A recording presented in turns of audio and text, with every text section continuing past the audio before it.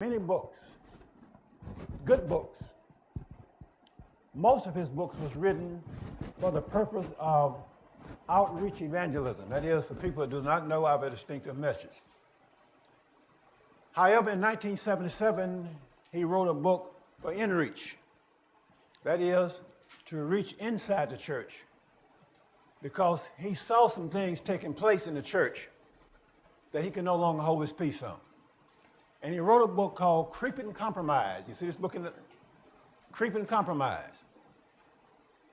And then, after a few years, he found it necessary to write another book on inreach. And he wrote a book called Reaping the Whirlwind, which I have in my hand here. This particular book is out of print. You can't get it anymore, so I guess I'm going to have to print it. I'm serious. And then, this was in 1985. And then 2 years later, he found it necessary to write another book, inreach, called Enemy at the Gate.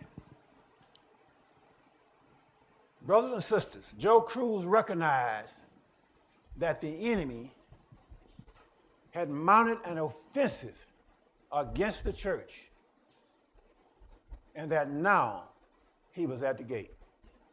Are you with me, saints?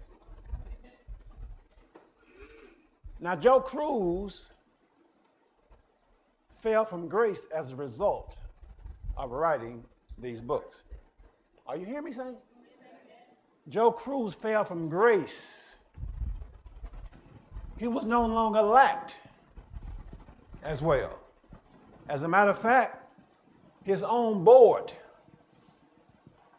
dismissed him for 6 months. Did you all know that?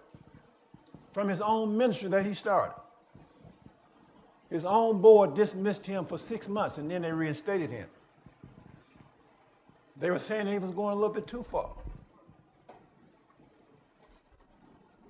Radio stations, Adventist radio stations, took his programs off the air because they said that his message was too direct and that they had more of an easy listening format, and they didn't want that kind of straight truth being aired on that radio station. Joe Cruz says, surely the time has come for every Seventh-day Adventist to learn about the sins of Laodicea, its worldliness, pride, etc., and to join those who will cry out against this nauseating mixture of flesh and spirit. Ministers and members must be willing to risk criticism in order to preach the Laodicean message. Is that a Laodicean message, saints? That Laodicean message says, I counsel thee to buy me gold tried in the fire. I said that thou mayest see. White raiment that thou mayest be clothed. And the true witness goes on to say, you do not recognize that you are blind and miserable and wretched and naked. That's the message to the Laodicean church, brothers and sisters. He says, ministers and members must be willing to risk criticism in order to preach the Laodicean message. There are 1,000 more pleasant subjects, but the hour is too late to substitute smooth things. It is too late, saints.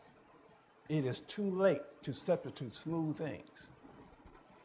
Neither do the sleeping saints need more soothing messages. This is the hour for awakening. This is found on Reaping the Whirlwind, page 57. What we're going to do this week, we're going to actually make copies of this book. And before you leave here today, I should have given this to Brother Kofi earlier. We want to make about 4 or 5 pages and give it out to you.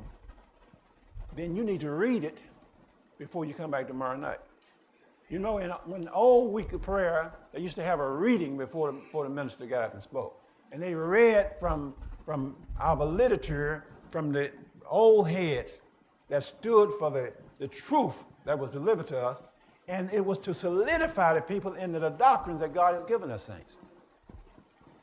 Brothers and sisters, you can't find that kind of truth today. So we're going to read and understand what's going on and see if we can dissect and see Satan's subtle approach to destroy this church. So we're going to read from Joe Cruz every night. We're going to come in. Actually, we start at 7 o'clock. We're probably going to start our reading before 7 o'clock. You get off early, get home, and let's come and let's have maybe 15 to 20 minutes to discuss what you read the day before. You with me, Saint? So the first chapter is called Laodicea, an unholy mixture. You need to understand what's going on, saints. When I read in my books, I always put my own index in there. Things that I read in the book, I put page numbers and I give a little excerpt of what I read so I can go back and find it, real quick. I've got this marked up pretty much. See this page here, numbers of information that I've gleaned from here that's important for us today. Now, Joe Cruz didn't write this just from what he saw. He wrote it from the perspective of what the Bible says and the spirit of prophecy. These books are not one man's opinion. This is what thus said